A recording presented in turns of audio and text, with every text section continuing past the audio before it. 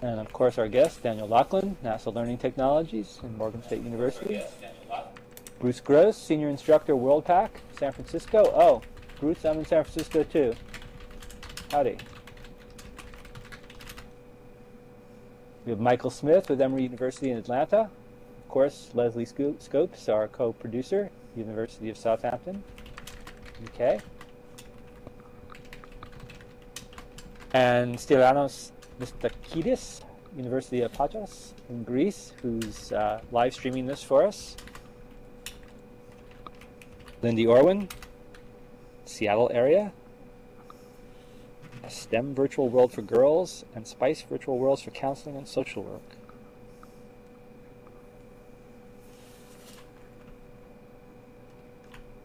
If you're just joining us, we're doing introductions. If you like, please type your name and the organization you're with and where you are in the world in text chat.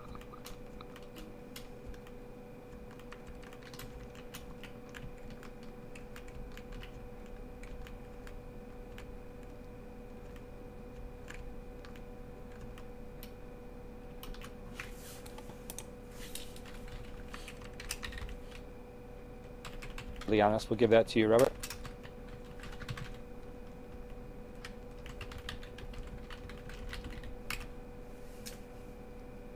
Welcome if you're just joining us. We're just doing introductions. We'll get started in a moment.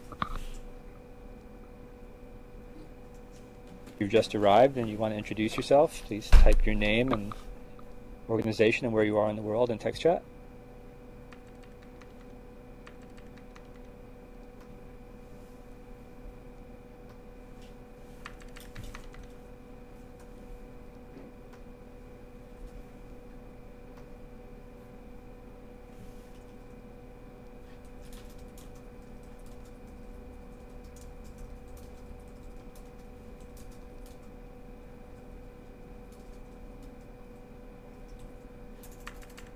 Okay, we have Wayne Bowenford, Raritan Valley Community College in North Branch, New Jersey. And Xian Nimoto from Hamburg. Great.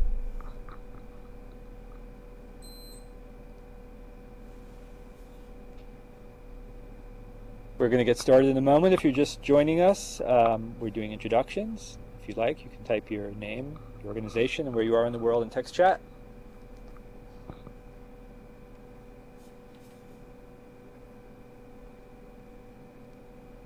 And since we're at the top of the hour, I think we'll get started. I'm going to introduce our guest. We're delighted to have Dr. Daniel Laughlin. Daniel co-manages NASA's Learning Technologies project, which supports the research and development of cutting-edge educational tools that combine NASA mission content with innovative technologies and best education practices. He is research faculty with the Goddard Earth Sciences Technology and Research Center located at the Goddard Space Flight Center. NASA Learning Technology supports the research and development of cutting-edge educational tools that combine NASA mission content with innovative technology and best teaching practices. It's primarily focused on the research and development of educational immersive synthetic environments and leads the games research effort for NASA's Education Office. Dr. Laughlin's research interests include information technology management, cognitive science, educational technologies, and the use of computer and video games as educational tools. And today, Daniel will talk about two of his projects, NASA's 3D exploration game Moonbase Alpha and its new massively multiplayer online game, Astronaut, Moon, Mars, and Beyond. So Daniel, thank you so much for joining us today. The plaza is yours. Thank you very much. Let me clarify, the massively multiplayer online game is still in development, so don't anyone rush out and try and sign up or download it. So it is still in the works, but it is one of our biggest projects. And to re-emphasize, I am with the Learning Technologies project at NASA. I sit at Goddard Space Flight Center, but I am not a government civil servant. I'm an employee of Morgan State University, where I'm research faculty. I just do all my work and spend all of my time at NASA. So importantly, and especially for anyone from the press, nothing I say is legally binding on NASA. It's the legal office likes me to issue that disclaimer. Also, tax, tags, and freight extra. All right, so Moonbase Alpha, and I've got some slides. I made up a slideshow, and then I went through it, and I took out everything that I thought was boring except for one slide. So it's going to be a shorter slideshow. We'll see how that works. It is. I hate PowerPoint. I'm not a fan, but it seems like if you don't show up with something like a PowerPoint, people won't take you seriously. Any questions before I jump in? Anyone want to leave because I'm not a civil servant? Okay, it's anyone here at the wrong engagement. Is there anybody here for how to make money in Second Life? Because that's at the next island over.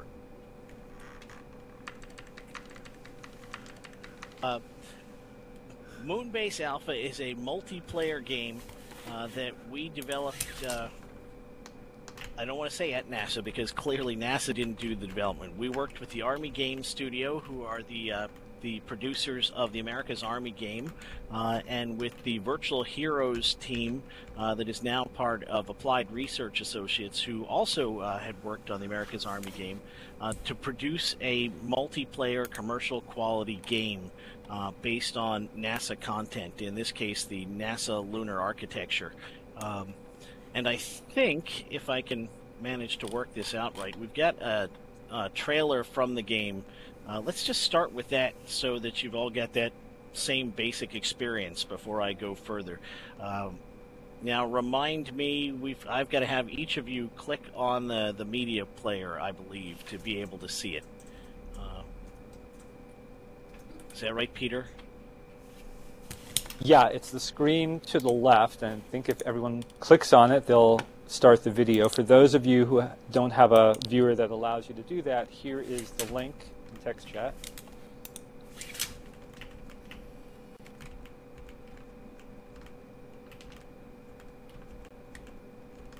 So we'll watch that. When you're done, maybe you can just type a Y or yes in text chat to let me know so I can get a sense of when everyone's seen it. And then we can resume.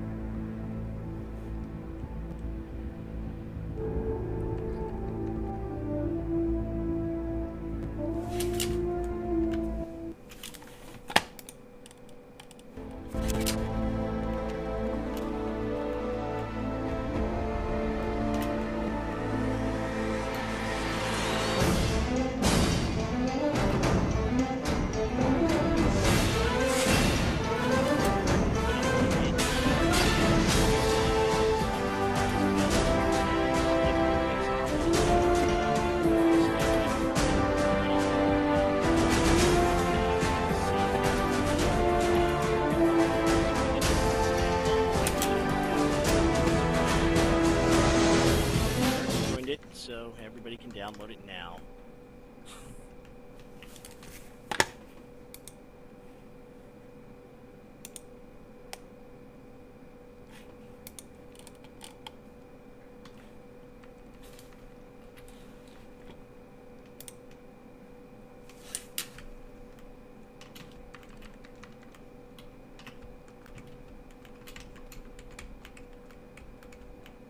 There are no alien monsters in this version of Moonbase Alpha.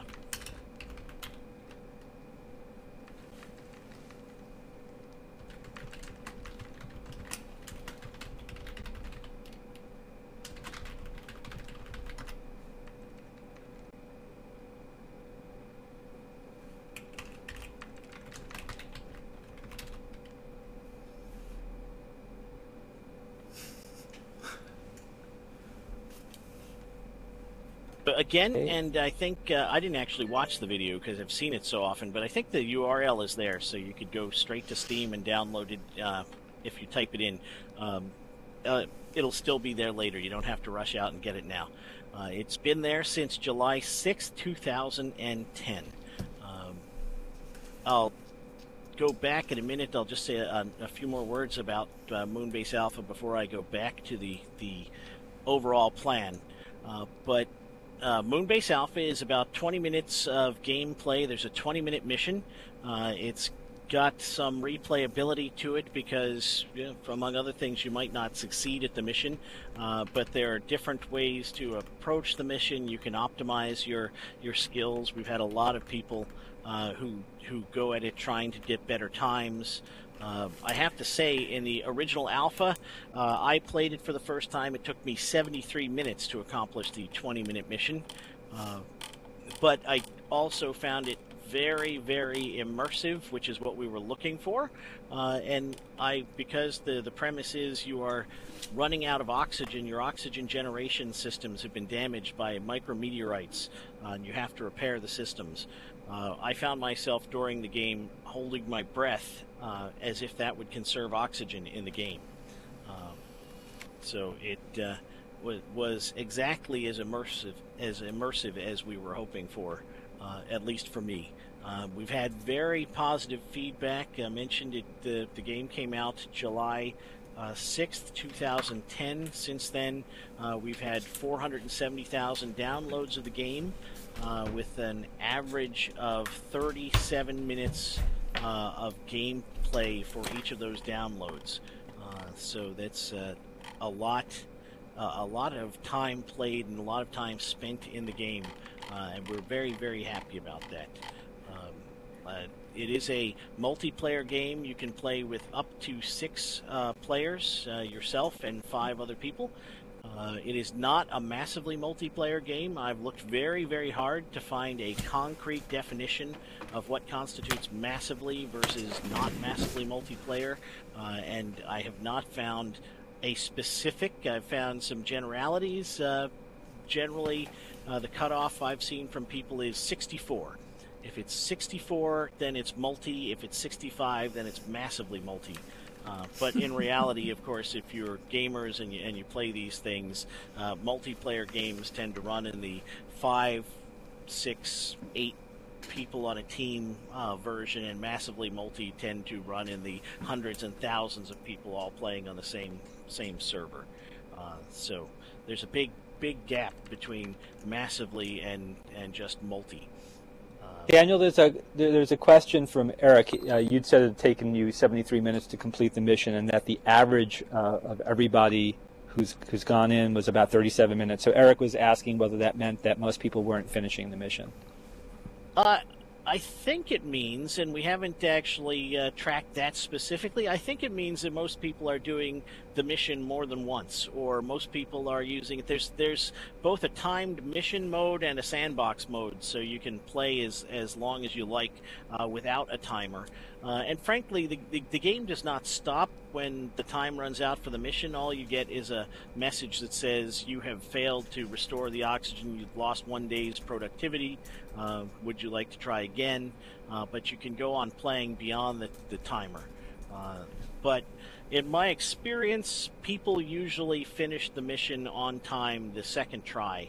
A lot of people on the first try, but almost everybody in the second try.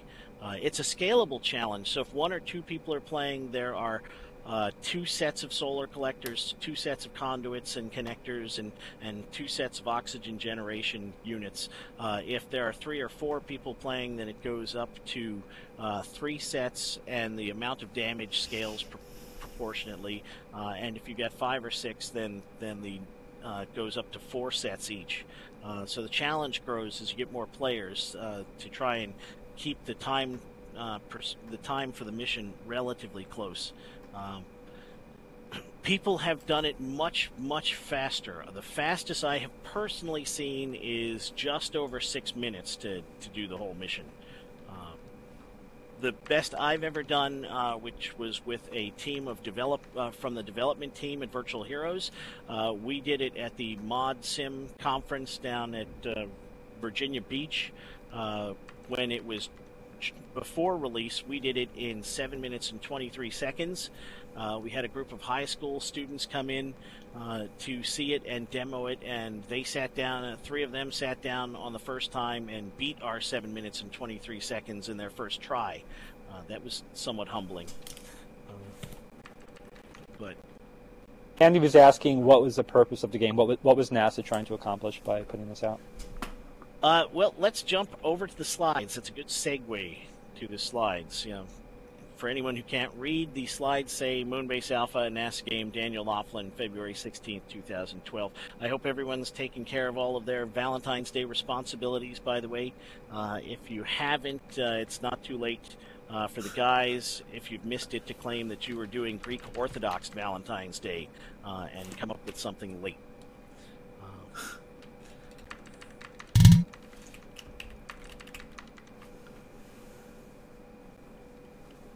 So we have a strategy. We actually have a roadmap. That was one of the slides I cut. We have a roadmap that we developed in conjunction with the Federation of American Scientists that we use for NASA's electronic education endeavors that particularly focused on virtual worlds and massively multiplayer environments. And of course, massively multiplayer games are just one instantiation of a virtual world. And it called for bringing together... Hold on just a second.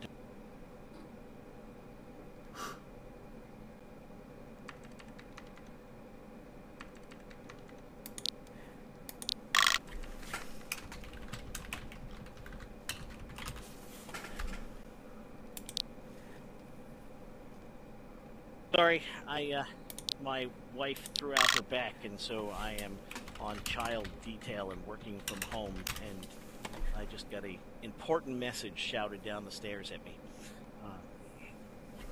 I told him he'll have to wait. Somebody's going to call social services now and report me, aren't you? Anyway, our plan is based on our strategy developed with the Federation of American Scientists for doing research in an MMO environment. We plan to do the larger MMO, which was mentioned, the Astronaut, Moon, Mars, and Beyond. And that was put out in a solicitation in 2008. And we have a team of developers that I'll come back to who are working on that game now. But Moonbase Alpha was meant to be a demo for the principle of what you could do with NASA content and a commercial quality game engine. I don't want to offend anyone who has developed any games or worked with games, but the typical quality of game with an educational approach I see from my desk at NASA Learning Technologies often takes the shape of being developed by someone on a university faculty who's got a couple of grad students and a $50,000 grant and has seen their children or grandchildren play Xbox, so they feel that they're experts in game development. And you get a game that is not exactly up to commercial quality. We were looking to work with a professional game development company and show that if you had a professional quality game, you'd get better results and more gameplay and more involvement. So for the prototype, we worked with the NASA Lunar Architecture. We got the models from NASA's Advanced Concept Lab.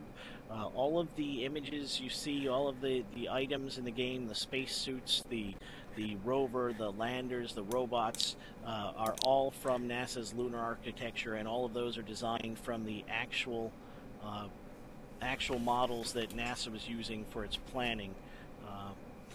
Andy, I have to say, currently NASA does not have specific plans for going to the moon. That was actually a huge hurdle for us to get over to release the game, because we were ready to release the game exactly the same time the White House said we're canceling the moon mission. That caused a lot of stress in the NASA administrator's office trying to decide whether it was all right for NASA to release a game based on a hypothetical moon base when we were simultaneously saying we're not going straight to the moon anymore. So in the end, the argument that a video game is not a policy statement seems to have carried the day, and we were able to release the game just a few months after the announcement that NASA was canceling its lunar base plans. It was a little bit of difficulty. I had 3 meetings in the administrator's office before we were allowed to release the game, and we had to push back the release almost 6 months from when we were ready to go to when we were actually able to release it. Daniel, there's a question from Richard. Could you distill the critical characteristics of a, quote, professionally developed game? For me, it's a matter of the quality of the game, the quality of the artwork and the graphics, the game design itself.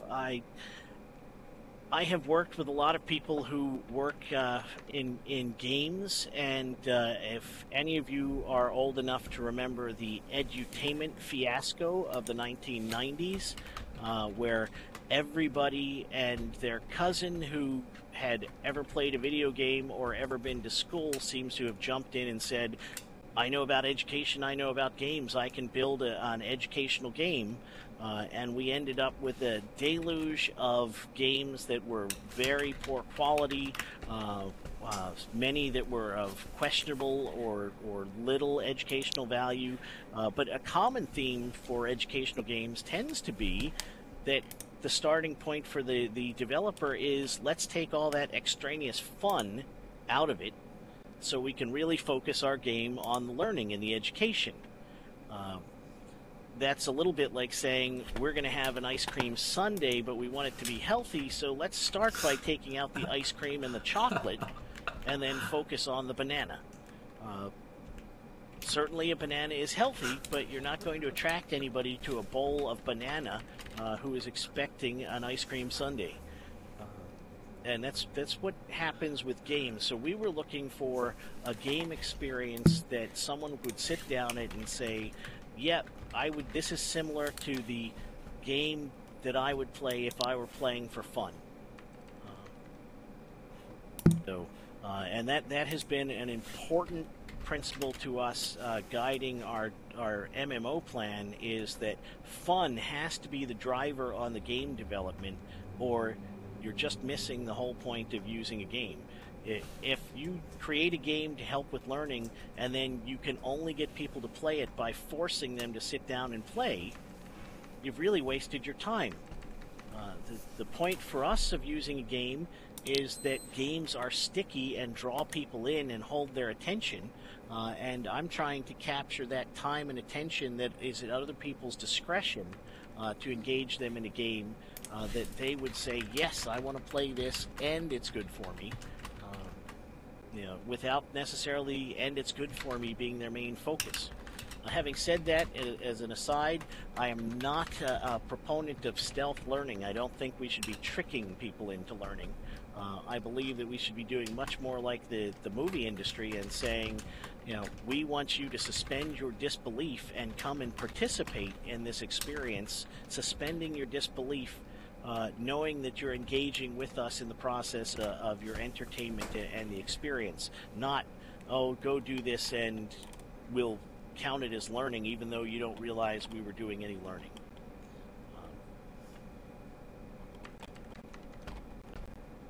I do say, someone said that learning should be enjoyable. I agree with you. The act of learning itself, the act of discovery, is generally in human nature for most things a positive experience. It's a rewarding experience. When you're able to solve something, learn something, connect the dots, you get that aha moment. It is definitely a positive rush in your brain. Chemicals release in your brain that make you feel good.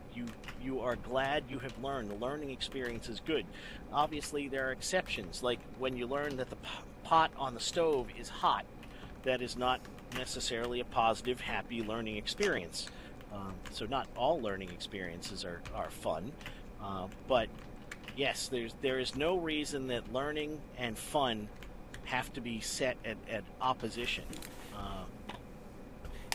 Work and fun do not have to be in opposition.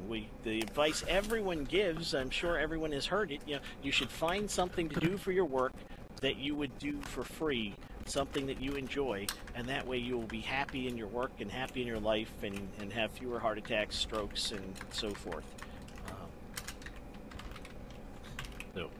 Anyway, back to the slide. See, I'm easily diverted by the questions and the conversation, but I'd much rather have conversation than just lecture. And I say that after 14 years of being a classroom instructor at various colleges and universities. For me, lecture was always my threat. As soon as the rest of you run out of things to discuss, I will lecture. So, has everyone seen, let's see, what did I miss on this slide? Our three-part plan for game development for the MMO was to identify our development team. NASA would fund education and evaluation experts to work with the development team. And I'll go back in just a moment and highlight. Notice I said fund the education and evaluation experts, and did not mention funding the development team.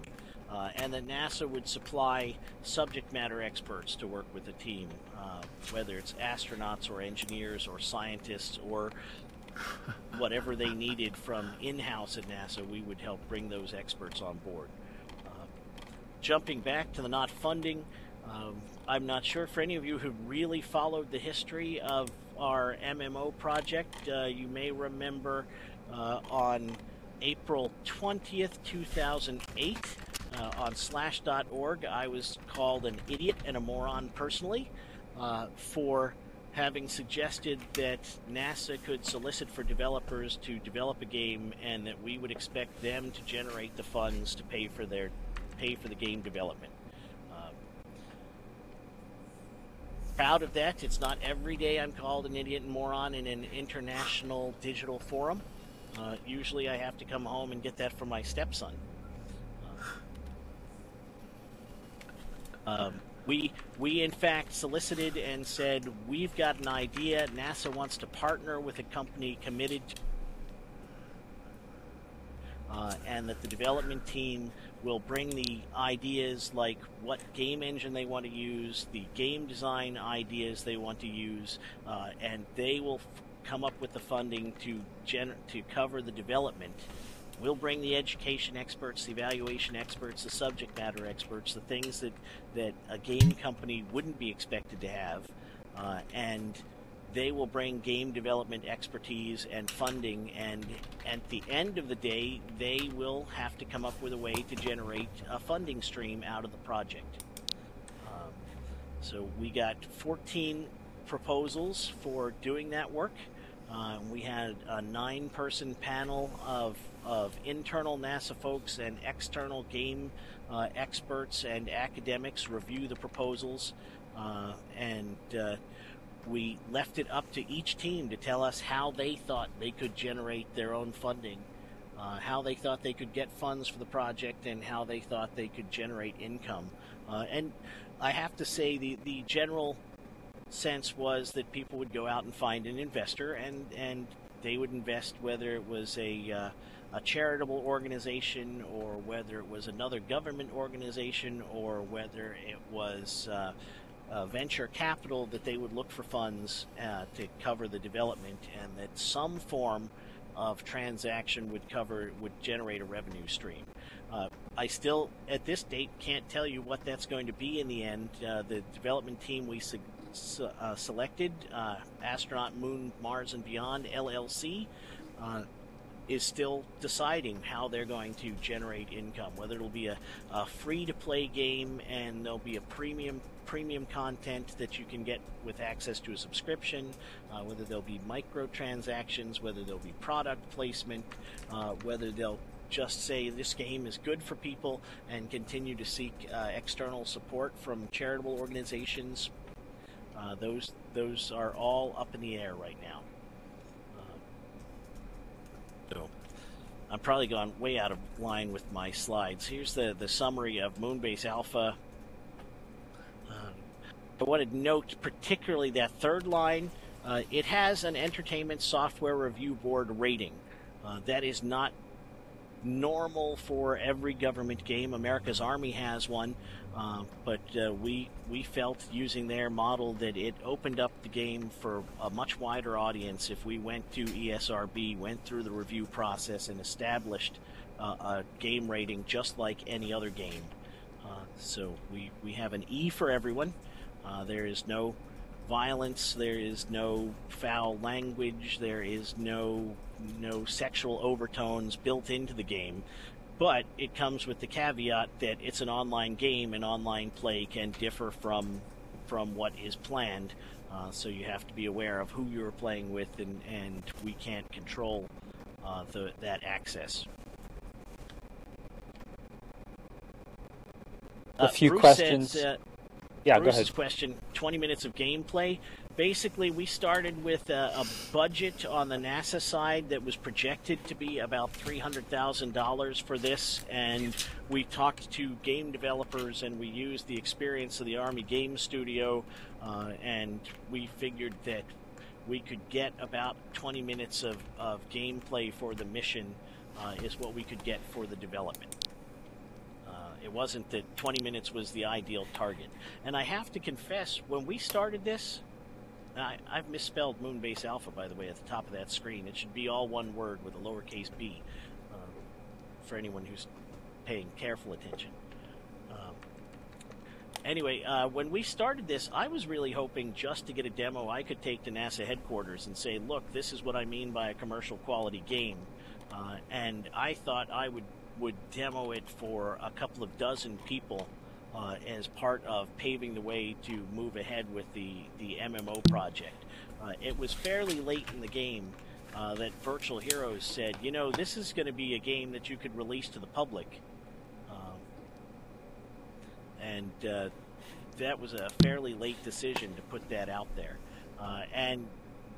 Yes, Richard, $200,000 in government terms when dealing with a commercial entity and working through another government organization and going through a traditional government contract vehicle with the overhead gets you 20 minutes of gameplay, but it also gets you 6 months of support and patching and community management and all of the things that real commercial games put into their development line for when you release. So that covered all of those costs. But by the time you get all of the overhead and everybody takes a little piece of that, you're probably talking about half that money actually goes to development and community management and work on art assets. And the rest goes into overhead and other places where government money goes that get you ending up with $600 toilet seats or $100 hammers when government buys things. It's part of the federal acquisition process. Things don't come cheap to the government.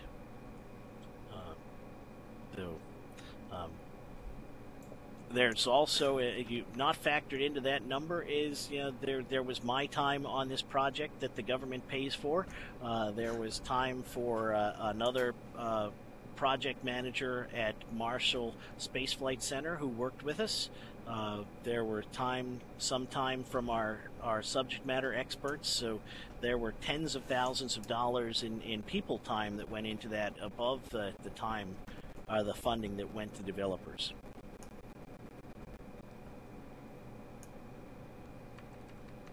Certainly, I would not. There's virtually nothing short of a house I would go out personally and spend $200,000 on, and I live in the Washington area, so that wouldn't actually buy me much of a house. But in the world of government procurement, $200,000 isn't. I mean, it's the government that tells us $1 million here, $1 million there. Soon you're talking about serious money. Yeah, that's right. DECA points out that 80 million was the publicly disclosed amount for World of Warcraft development. What we target and we think is probably going to be the cost for the development for the MMO that they're going to need to raise in the end is something between $2 and $8 million for a government-based or a government-themed, NASA-themed, not government, NASA-themed game that is not going to run World of Warcraft out of business, but still should have a lot of the elements and a lot of the trappings of any other commercial quality, massively multiplayer online game. A Virtual Heroes was the development partner. I saw that. They worked through the Army Game Studio, which is at Redstone Arsenal, where Marshall Space Flight Center is as well. We worked directly with the Army Game Studio, and the Army Game Studio selected the development team the developer to work with them. Let me jump ahead a slide or two. Yeah, that was the video, but we watched it the other way. Daniel, Carla asked a question earlier, whether you thought it would contribute to or detract from the game if the mission time had been longer. This is really the precursor. We've got a curriculum guide that goes with Moonbase Alpha that was developed by a team of engineers and scientists at NASA Langley, and for purposes of that curriculum guide, really let me step back a second. There are two approaches as I see it as using games for education. One is for it to be an experience to be immersed in, so you can have an experience that you didn't previously have. I'm myself a large proponent of experiential learning following in the footsteps of John Dewey, that you have to have some kind of experience in order for lessons to be drawn from that experience, and that the job of good educators is to connect your existing experience to new experiences and build bridges from those experiences to understanding and increasing your cognitive awareness.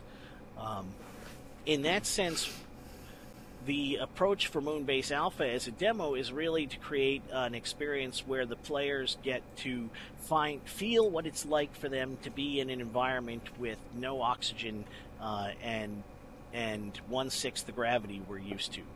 So the significant experience is moving around in that environment, seeing how their movement is affected, seeing how when you let go of something it falls slower, you jump higher, in general movement is different in that 1/6 gravity environment. Traditionally, when we talk about things like that, we in a physics class or something else, we say, so imagine you're on the moon and you only weigh 1/6 of what you're used to because the gravity is 1/6. Well, that's a really big jump to say, imagine you're there. I mean, almost all of us will spend all of our lives at the bottom of a 1G gravity well, where essentially, for all intents and purposes, our gravitational experience is constant. And so we were trying to create an experience where you could feel like you were out of that.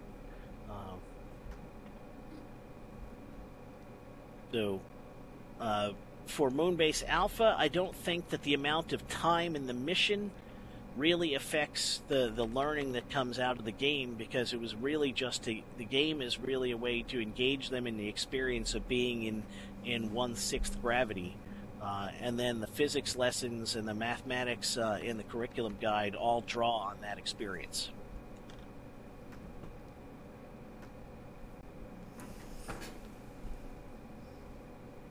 So, does that in the MMO, to finish that thought, in the MMO, the expectation is that it will not just be lessons drawn from the experience of the game, but that missions in the MMO will actually require you to know more physics, to do better mathematics, to do things that require you to demonstrate an understanding of the learning outcomes that we're looking for.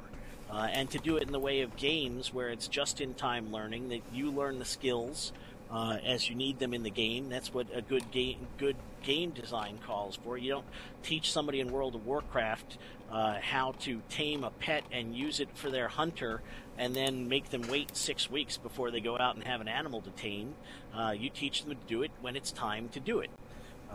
So that's the approach we expect in an MMO for learning STEM, that the STEM challenges in the game come very close on the heels of the learning experiences in the game.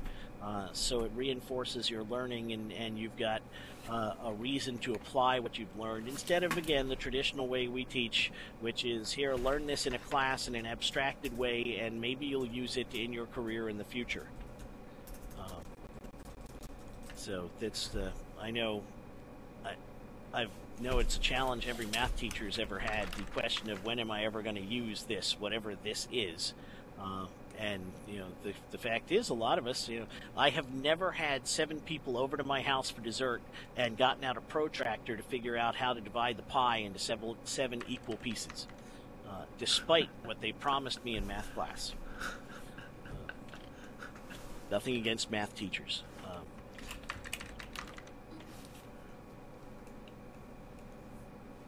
So if you go to YouTube, you'll find a lot of videos for Moonbase Alpha. It's got its own section, and many of them are people just playing with the Moonbase Alpha environment and having fun, and I'm good with that. That's a creative answer, Andy. The fact is, people will tell you what size piece of pie they want. They won't just say divide it equally into 7. We've got the game in a couple of NASA's visitor centers. In 2010, we won the government category in the ITSEC Serious Games Challenge for Game of the Year. We got a NASA Group Achievement Award for our work from NASA. And just this last fall, we picked up the Federal Lab Consortium Mid-Atlantic Region STEM Award for the most STEM impactful game to come out of a federal laboratory in the Mid-Atlantic region. I'm not sure that you can't make these categories really, really narrow so everyone can win, but we got that. It's a nice trophy.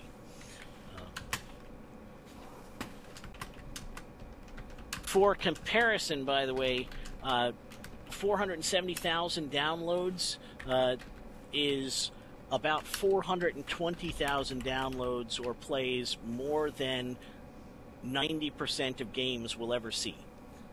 In the world of games, regardless of the genre and the type, in the world of video games, more than 90% of games will never be used, played, or seen by more than 50,000 people. So we're very excited to be approaching the 500,000 mark. We're still getting between 3,000 and 5,000 downloads a week, and recently NASA released a Facebook game and an iPad iPod game, and many of the articles that mention that also mention Moonbase Alpha. So we've seen a spike in downloads in February. We've had about 7,000 or 8,000 downloads a week for the last few weeks. So we're on our way to hitting the 500,000 mark for the 2-year anniversary of the game. So Daniel, also, what do you think contributes to the high number of downloads compared to the average? We've had very positive reviews, both from critics and just players, saying that they found the game engaging and enjoyable, that they liked the gameplay. I know the folks, the team at Virtual Heroes tried to prepare me before it came out, saying, game critics are terribly, terribly critical. I thought that was implied in the name. But the gaming community can be really harsh, and we should expect really harsh reviews no matter how good the game is. So don't feel like it's a failure just because we get a lot of negative reviews when we put the game out. And yet, when the game came out and we started getting reviews, we got incredibly favorable reviews, probably 9 positive to every 1 negative review. And whether it was from critics or from players. So it was a critical success. But it's also got a sandbox mode, and people like playing with it. And I have to say, having the NASA logo helps. You could put the NASA logo on just about anything, and people would be happy to get one. There's a halo effect around the NASA logo that you don't get necessarily for every government agency. For instance, you probably wouldn't get the same turnout for an Internal Revenue Service game. Just a guess, but we have some very, in my experience, you can do any kind of NASA activity and people are excited because it was NASA and they like it. NASA is one of the most recognizable brands in the world. I think in a study back when I first started working with NASA around 2000, I think NASA, Disney, McDonald's, and Coca-Cola were the top 4 most recognizable brands in the world. Richard asks an interesting question. I don't know if this is specifically about converting Moonbase Alpha to this, but Richard asks a lot of interesting questions. He does. He says, any evidence of Moonbase Alpha moving beyond an educational game to a research game where you have discovered new issues, concepts of living on the moon?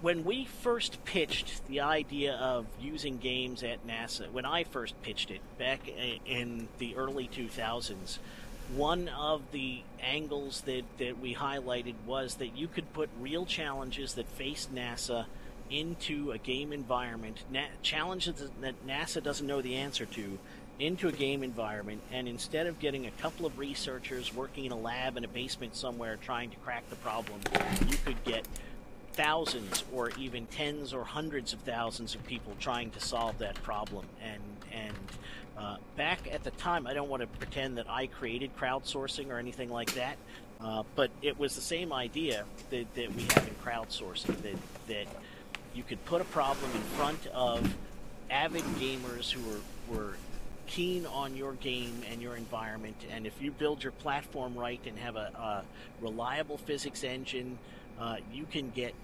reasonable answers to big challenges. And I saw somebody mention Foldit, the recent experience with Foldit, where you had you had researchers trying to unravel the folding pattern of DNA for a protein involved in the AIDS virus, working on it for a decade, and through the Foldit game environment, you got a solution to it in 3 weeks from a game community. That's exactly the sort of thing that we pitched as a serious application of games for NASA problems. And the fact is, NASA doesn't know the answer to a lot of the challenges that face us with going into space and working on the moon or on Mars. I think former NASA chief scientist James Garvin was at our public release of our request for proposals, and he said at the time that there are something like 27 key technologies that have been identified by NASA as vital to space exploration and putting humans long-term into space on planetary bodies, and NASA only really knows the answers for about 5 of them currently, and if we could harness public input to help on the other 20-odd answers, it would greatly improve the space program. So yeah, absolutely, that was something that we were thinking of as we put this together, and that's why we said that we needed a strong physics engine for whatever comes from the MMO. I don't think that will be Moonbase Alpha itself. The Moonbase Alpha was limited, so it's built on the Unreal 3 engine, so it is very powerful and has good physics, but I don't see NASA carrying that project forward with funding. I look in the mail constantly for funding, and I don't see more of it coming from NASA headquarters for Moonbase Alpha. We have to look to the massively multiplayer project for that one. But yes, that's absolutely something NASA is looking at for applications of games. I have been in meetings where the discussion is planning NASA exploration missions and crowdsourcing that. So there may be some crowdsourcing element in the massively multiplayer game that you're working on right now. Absolutely, that's part of our planning. I will say, we were able to report from Moonbase Alpha back to the Advanced Concepts Lab that players were able to turn the Lunar Electric Rover over. That's the vehicle you drive in the game. The belief was that the vehicle was designed so that it was sturdy enough and its center of mass low enough that on a lunar environment it had no danger of being flipped over unless you were trying to go up a incredibly steep incline. And players in the game showed that they could flip it over, and we reported that back to the Advanced Concepts Lab. The fidelity of the models in the game, we don't know whether what they discovered would absolutely be the case on the moon, but it certainly highlighted it, and that the team at that lab went back to look at and check their models to see if that was the case. So we have already found something that was significant to NASA. Although, of course, once you cancel the plan to go to the moon, whether or not the lunar electronic rover will flip over on the moon becomes sort of an academic exercise. But it was information that players generated that NASA did not have previously.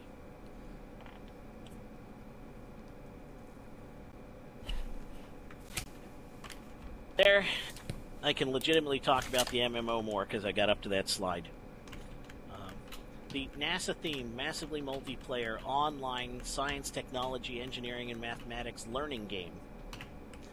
You can immediately see why they came up with Astronaut, Moon, Mars, and Beyond as a more practical title. I don't know, Richard. As was recently stated in an article on NASA's Facebook and iPad game by Brian Dunbar, who's the head of the NASA website, the NASA portal, NASA is a complex, complex bureaucratic agency, and there are lots of pockets of development going on where people don't know about what one group is doing from the next, not unlike a lot of government organizations. And so I can't with any confidence say that I know every game project going on in NASA, and I don't know whether or not there's a Curiosity game in development even as we speak. There could be. I just don't know about it. I'm supposed to, as part of my mandate, I am supposed to keep track of all of the game work at NASA, and I didn't know there was a NASA Facebook game until the press release hit that NASA was releasing a Facebook game. So I'm not bitter about that. It's just a statement of fact.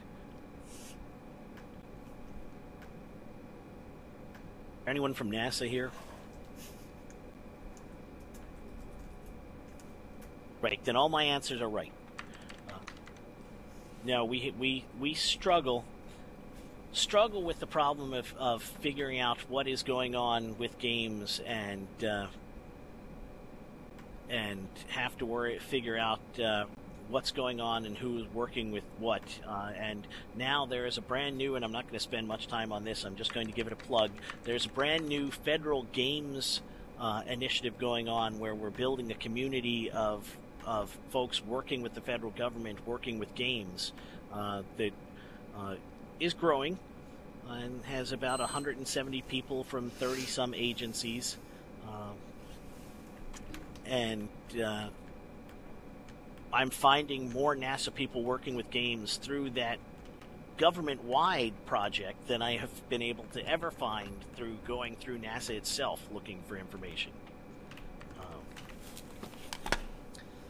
So it is easier. You know, I often get questions. People say, well, you're working at NASA. Can you help me get information? Well, 9 times out of 10, I don't know the information off the top of my head, and I start looking for that information at Google, just like anybody in the outside would. And that's pretty much the behavior for everyone at NASA. Easier to find the information from outside than inside most of the time.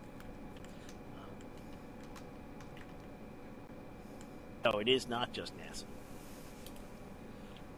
So, I'm struggling to get through my slides. We released an educator guide. That shouldn't be in the future. Clearly, I've recycled this slide. We have an educator guide. There's an 80-page educator guide that you can download from the Moonbase Alpha site at NASA. If I was typing in the box instead of walking, I can just throw that up there. It's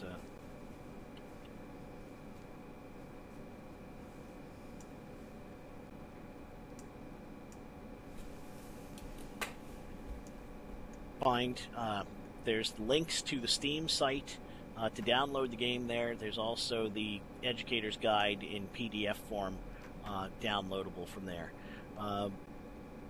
We would like to see a Steamless version of the game. We distribute, I don't think I highlighted that, we distributed the game exclusively over the Steam gaming network. Steam is the largest commercial game distribution network.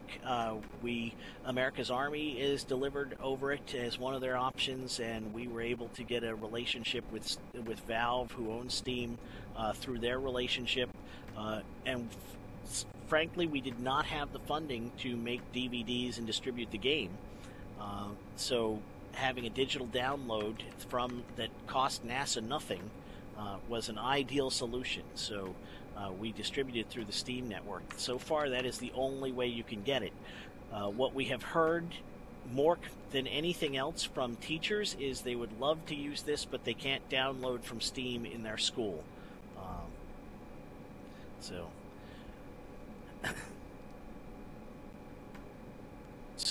Yeah, Eric, that is the draft version, but only because I have not gone back in and taken the time to revise it and take the draft out. Is now approved for NASA official release. We've had it reviewed by a number of education and science and technology experts who gave us some feedback, and so there's some tweaks that have to be made, but largely the content remains the same. So that will be the official version.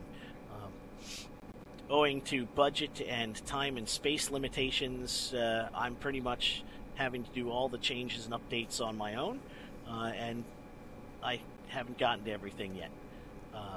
But anyway, teachers would like a Steamless version, so we are looking at developing a standalone version of Moonbase Alpha that you could run on your local area network, and just like having game night at my house, you could run it without having to be connected to Steam as long as your computers network together. So far, that is dependent on getting additional funding. We have not had a major study of the impact from curriculum. We've had the original group at Langley worked with educators to develop the curriculum, and they tested it with a couple of classrooms of students and got positive feedback, but not nearly the scale we would like to see. We would like to get more feedback from educators who use Moonbase Alpha, but the government has limitations on what we can ask and when we can ask it under the Paperwork Reduction Act, and limitations on tracking who is using things under the Privacy Act. So we've got some big hurdles we're trying to overcome. I can't tell you out of the 470,000 people who have downloaded Moonbase Alpha, how many of those were students, how many of them were at schools, how many were teachers. I can tell you based on Steam, I can give you a breakdown what countries they're in. But that's all the granularity we have. So I can't get as much information as I would like, and have to work with Office of Management and Budget on what we can ask and how we can ask it and where. So those cause some challenges. And we would like to engage an external reviewer to do more of that research for us. But again, dependent on funding. In the general overall government STEM education funding, the 2013 budget cuts just about all agencies except the National Science Foundation and Department of Education by 20% or more in their STEM budgets. So the outlook for getting funding for STEM projects from government agencies is glum at the moment. Also, potential expansions. I will be completely candid. I made mistakes in development of this game. I did not specify in the requirements for Moonbase Alpha that it should be able to run with or without Steam. And that's a thing that could have been done very easily and cheaply during development. That when I said we're going to work with Steam, the Virtual Heroes guys changed the code to work with Steam, and I didn't say, and make sure you can run it locally without Steam, so they took out that code. Now to go back in and put that in is literally tens of thousands of dollars worth of work that if I had spec'd out the requirements better in the beginning, we would have been able to avoid. What were some of the other big lessons, Daniel? Well, the other lesson is we could have built into the process, and this is the one I regret the most, we could have put in the requirements that the game be developed on a straight Epic engine using the Unreal Developer Toolkit, so that once the game was released, anyone who could download the free Unreal Developer Kit could make modifications to it. I would love to see Moonbase Alpha in the hands of the public, for people to make new challenges, new levels, new goals, just based on the existing map and the existing models and what they could put in. Unfortunately, I didn't specify that. Virtual Heroes has their own proprietary toolkit that they used on the game, and so there's enough difference that we can't really, that it's not moddable using the UDK. And I would really like to be able to go back in the past and change that. That's the biggest lesson. On the positive side, release through a commercial network was a huge success versus downloading it, having people download it directly through NASA. Digital download versus having DVDs was a big success. Commercial quality for game development and the game engine and gameplay were successes. So there are very positive lessons we got from this. I tend to dwell on the two big ones I missed. But, you know, that's human nature. We all do. I have to jump. There's my contact information, but more importantly, I like to finish all of my presentations with a picture of my inspiration for why I'm working on education in STEM.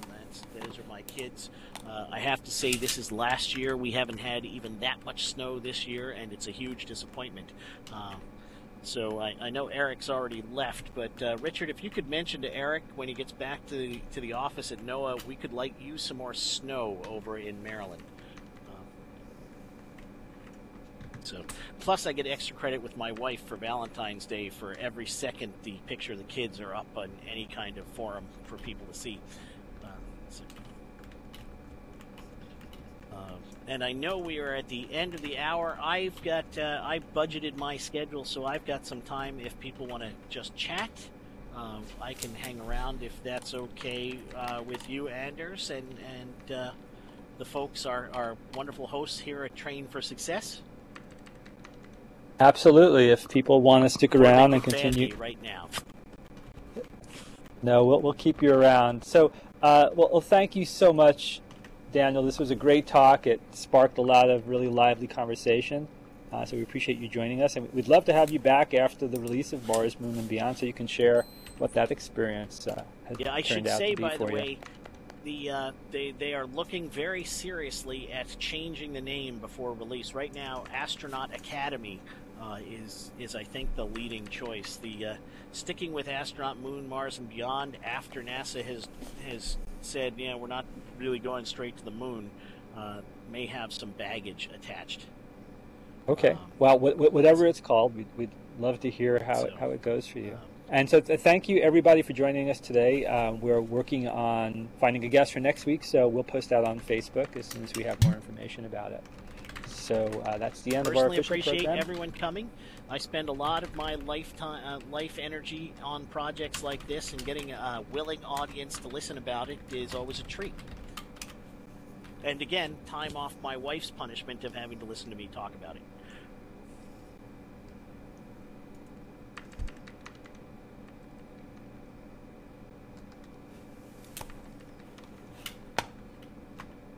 And I'm just going to sit here and sip my coffee and look and see if anybody has any questions or comments or wants to throw anything.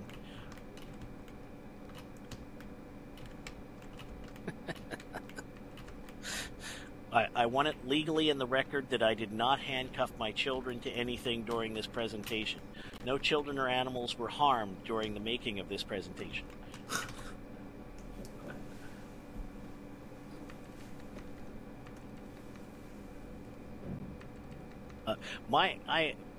They were not playing a game during this, partly because I'm monopolizing the computer. My 4-year-old son, who used to be very reluctant to see me go to work, ever since I got him playing the Marvel Superheroes Squad online game, now wakes up on, says, "Don't you have to go to the office? Don't you have to go to the office?" so that he can get my computer to play his superheroes. Clever.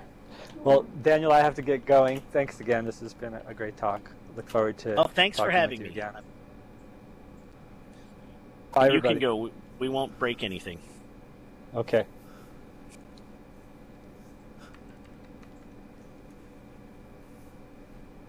Yeah, Richard, that's the 3D models. I'm happy we have that resource. And again, this is one of the lessons. I didn't manage the intellectual property on Moonbase Alpha as completely as I should when we started. And so you won't see the Moonbase Alpha models themselves in there. The intellectual or the folks who control NASA's intellectual property want me to write a multi-page release report and discuss the ramifications for export control and arms trading of every single one of the models individually. So that has caused some problem. And I know you asked earlier about using it for a research tool. We had a major game researcher at a major university ask if they could use the models, and he and I both battled with the NASA system to try and get him the models. And in the end, his university said that the NASA restrictions on his usage were too cumbersome, and there was too much danger of violating it to let him sign the agreement with NASA to get the models. Ironically, the folks at the Advanced Concept Lab gave us this because of their experience, gave us access to the original models.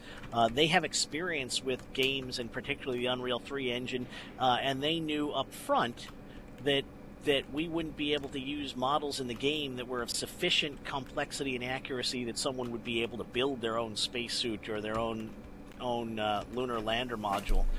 So the Advanced Concepts Lab had no trouble with sharing this, although it did come with the restriction that only U.S. citizens and virtual heroes could have access to the original models.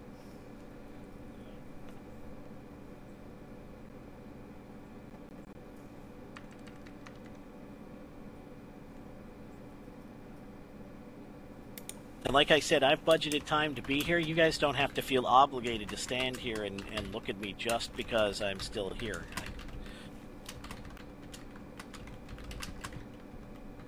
All right, see you there, Richard. Thanks for coming.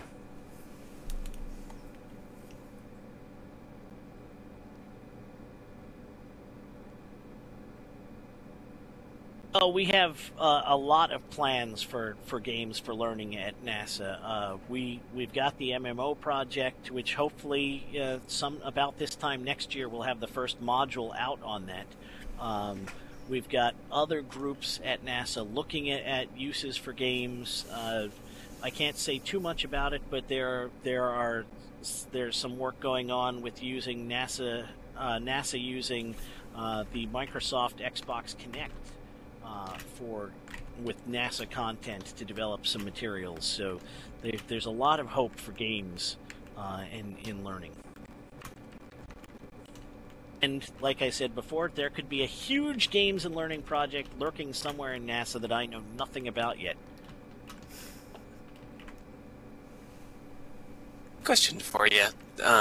A lot of what you've done so far has been working with, private companies, and this is Julian Eric Minion over in Boulder.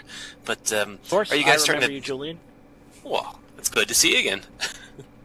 But are you starting to develop more, in-house development talent, or is your plan to just, keep using outside contractors and, go where the development talent is?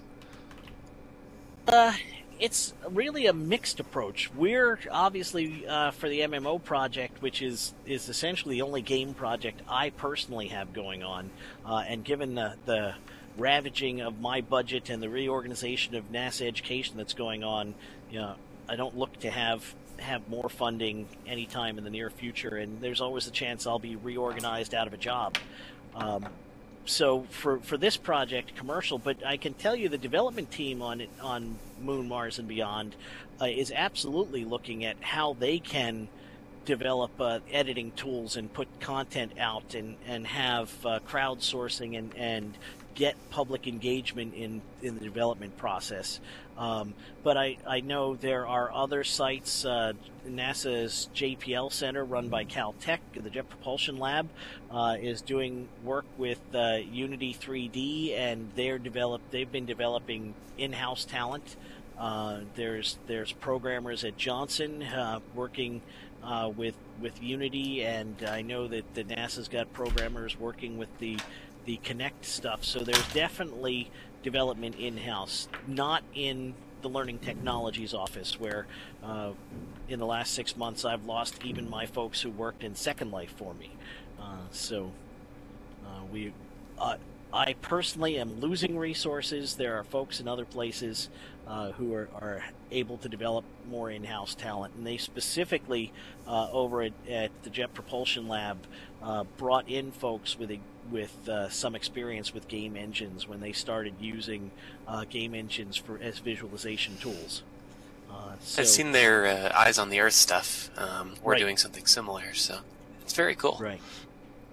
Yeah, it seems like, with those satellites and that looking at the Earth, there should be some common space for NASA and NOAA to work together in those things. Well, we're going to be out there this summer, hoping to stop by the NASA Viz Lab out in DC, so have to chat about it. Cool. Let me know. Certainly. Yeah, and when are you coming out to Boulder? We got some skiing and some snow out here.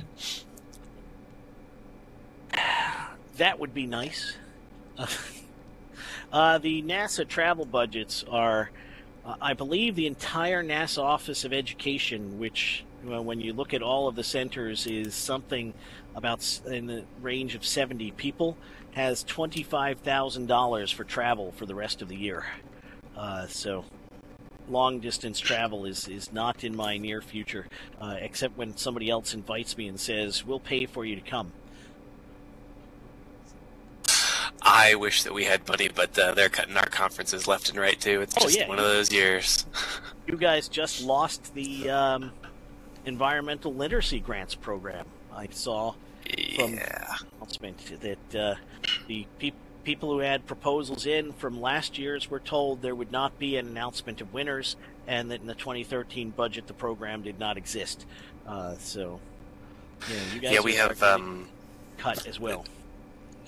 We're working actually for you guys, for NASA, with ISET, which is they do sort of minority education in STEM, and the Office of Education here at NOAA cut pretty much the entire budget for grants for those sorts of things. So it's been painful for all parties. We should talk. Are you guys working with somebody at Goddard on that? For your ISAT I'd have work? to look up and see. Because I think ISAT is managed out of Goddard. No, this is ISET. ISET is... Oh, there's too many acronyms in government. There are. It's the curse of government. Yes.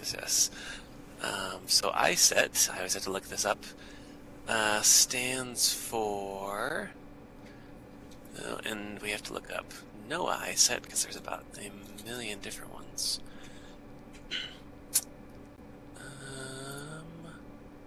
Okay, you can catch me offline. You know where to Sure. find me. Yeah, we'll have to chat.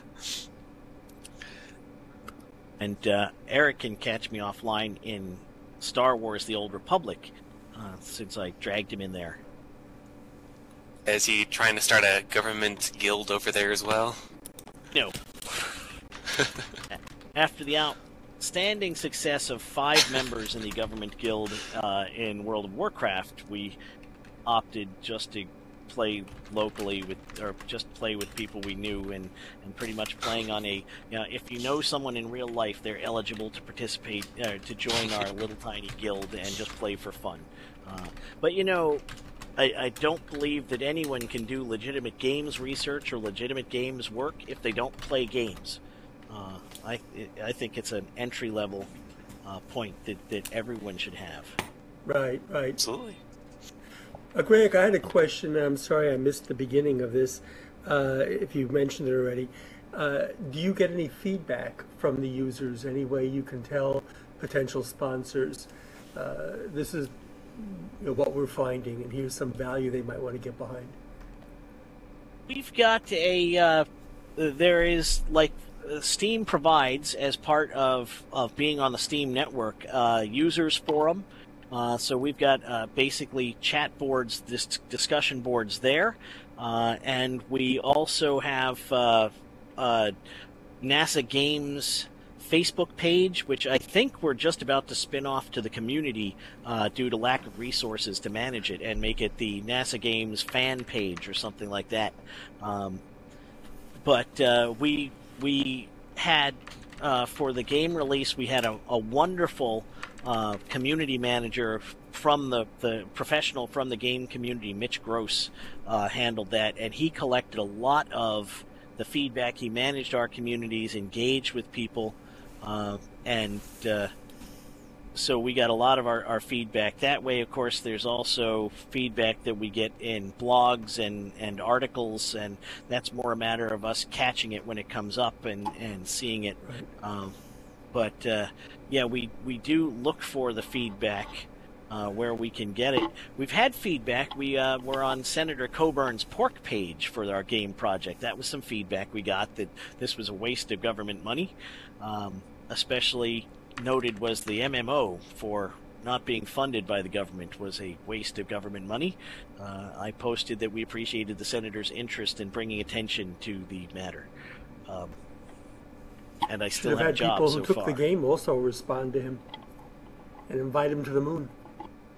There you go. So yeah, we are every bit of feedback. We are hampered, of course, in that we can't easily put up a survey due to restrictions for paperwork reduction. So we have trouble gathering feedback in direct ways, and we can't track people, so we don't know who's using it. You couldn't make that part of the game itself at the end? Yeah, it still violates, if we ask people to send us their feedback, that still violates the Paperwork Reduction Act. We just have to let people use it and hope they get back to us. And of course, as anybody knows who does research, then you're getting people self-selecting to give you feedback, and it's not an unbiased sampling of your user community. So there are limitations. Somebody mentioned that might not be a problem, though, for certain funders and particularly sponsors. They'll understand that, because my foundation has done work in Second Life. And when I spoke to the research groups here run by educators, they raised that issue. But not a single one of my Fortune 500 clients ever asked that question. I can certainly identify with that. I have a major issue when working, and I'm an academic myself. I'm a research scientist at a university on, at least my contract says I am. I sit at a government center and do all my work there or at home. But I often have trouble working with the academic community of getting across the principle of something with practical applications as opposed to something with a well-designed research experiment angle. And those two things can be in conflict sometimes. And you're right, I never hear from or seldom hear from the commercial community, Fortune 500 folks, how's your research design? Was it unbiased sampling of your population? Those are things I tend only to get in the academic side. Right. Corporate guys will want to know how many are participating, how much are they involved, and what are their demographics. Right. Yeah, and I would like to have more on the demographics, but we do, thanks to the tools built into Steam, I can tell you at any moment how many people are playing, and that information is tracked through Steam for the entire lifetime that it has been out there, going on 2 years. So I can tell you how many people were playing any increment of time during any time since the game released, and there's information on where they were located as far as on a country breakdown. Somebody, I don't want to miss this, somebody asked about EVE Online. I have dabbled in EVE Online. I know Charlie White, who managed NASA Colab and NASA Explorer Island here in Second Life, and has been at Federal Consortium for Virtual Worlds, is a hardcore EVE player, and we bye Julian, and there's been a lot of work. I had really really hoped to see a proposal come in when we solicited for the MMO from EVE Online and some partner saying we'd like to adapt some element of our work to meet NASA's needs. That would have been a dream proposal for me. I think legally I'm not allowed to say who proposed, but we didn't fund or select a proposal like that, so you can draw your own conclusions.